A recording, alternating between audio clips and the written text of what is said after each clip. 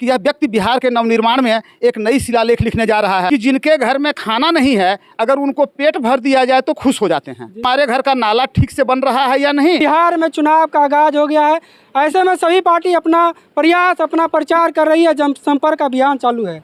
ऐसे में झाझा विधानसभा से भावी प्रत्याशी जनसुराज के आए हैं डॉक्टर साहब। तो डॉक्टर साहब से जानते हैं कि जनसुराज पार्टी को आखिरकार पसंद कैसे कर दिए। बहुत सारा उम्मीद लगाया जा रहा था इस पार्टी से आएंगे, इस पार्टी से आएंगे, आखिरकार जनसुराज क्यों? जब मैं जनसुराज के संस्थापक माननीय प्रशांत किशोर से मिला, जब उनके बिहार के विकास की योजना देखा, जब उनके कार्य करने की पद्धति, उनको बिहार को विकसित राज्य बनाने के लिए, बिहार में शिक्षा सुधार के लिए, स्वास्थ्य सुधार के लिए, महिला सम्मान के लिए और बिहार के मजदूरों के पलायन के लिए जो रोड मैप देखा, जो उनकी योजना देखी और उसको पूरा करने के लिए दृढ़ इच्छा शक्ति और कार्य करने का जुनून देखा, मुझे लगा कि यह व्यक्ति बिहार के नवनिर्माण में एक नई शिलालेख लिखने जा रहा है और बिहार के हर दायित्ववान नागरिक का दायित्व है इसके कंधा से कंधा मिलाकर उसके उच्च शिखर पर पहुंचावें बिहार के विकास को और अपने बिहार के विकास में अपनी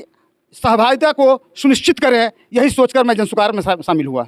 डॉक्टर साहब, यहाँ नीतीश कुमार के बोलते हैं सुशासन की सरकार है, 2005 के पहले क्या था, बिहार को बदल दिए। क्या लगता है नीतीश कुमार अच्छे नहीं है क्या? मुख्य रूप से क्या है कि बिहार के लोगों का, हम लोगों की महत्वाकांक्षा इतनी सीमित कर दी गई है कि जिनके घर में खाना नहीं है, अगर उनको पेट भर दिया जाए तो खुश हो जाते हैं। क्योंकि हमको उससे पेट भरने के अलावे उससे आगे का दुनिया और बिहार के राज्य और कितना विकास कर रहे हैं, इस पे ये सोचने के लिए उतनी दूर तक सोच ही नहीं कर पाए हैं। हमारी सोच यहाँ तक सीमित हो गई कि हमारे घर का नाला ठीक से बन रहा है या नहीं, हमारे घर का रोड ठीक से बन रहा है नहीं, हमारे यहाँ शिक्षा की क्या व्यवस्था है और बिहार के, भारत के और राज्य में और स्थानों पे जो शिक्षा की व्यवस्था है, जो स्वास्थ्य की व्यवस्था है, जो इंडस्ट्री औद्योगिक विकास की व्यवस्था है, उतनी दूर तक हम सोच ही नहीं पाए। तो बिहार में नाला बना दिया गया तो नीतीश कुमार जी अच्छे हो गए। लालू यादव के राज्य में जो सड़क पे चल नहीं पाते थे, रोज़ सड़क बना दिया गया तो लोग खुश हो गए। लेकिन हमारी महत्वाकांक्षा इतनी सीमित कर दी गई कि हम रोड और नाला के अलावे कुछ सोच ही नहीं पाए हैं कि बिहार के लोग इंजीनियरिंग पास करते हैं तो नौकरी करने बेंगलोर, पुणे, अहमदाबाद जाते हैं। बिहार के लोग और किसी भी प्रकार का रोजगार करने के लिए बाहर जाने को विवश हैं। आपका महत्वाकांक्षा है कि पलायन को बिहार में रोक देंगे। क्या लगता है बिहार में पलायन रुकेगा? इतना वर्ष नहीं रोक पाएंगे? निश्चित तौर पे हमारा कहना क्या है, इसमें सिंपल सी बात है। जो प्रशांत किशोर जी का जो लक्ष्य है कि अगर बेंगलोर चंद्रबाबू नायडू आने के बाद हैदराबाद जो है वो इलेक्ट्रॉनिक हब के रूप में उतरा और वहाँ पे एक समय बेंगलोर हुआ करता था, चंद्रबाबू नायडू के समझ में संपूर्ण हैदराबाद को इस प्रकार विकसित किया गया कि एक आईटी सेक्टर के रूप में एक हब बन गया।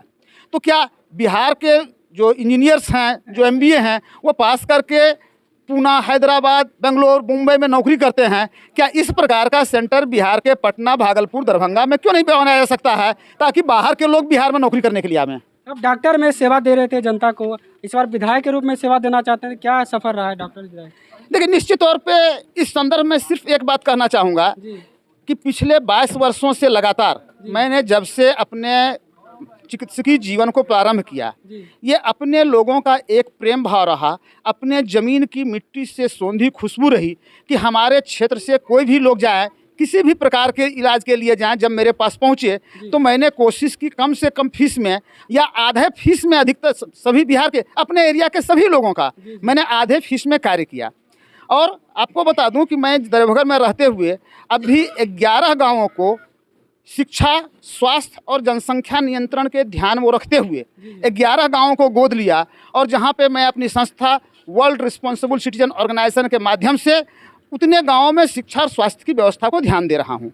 लेकिन ये मन में अवश्य कचोटता था कि मैं जमुई जिला गिद्धौर का रहने वाला और देवघर के आसपास के 11 गाँवों को गोद लिया हूँ। अगर ये मौका मिले तो यह बिहार के अपने क्षेत्र में अपने गांव के लोगों को ये सुविधा दे सकूं, ये मेरे लिए सौभाग्य की बात होगी। सर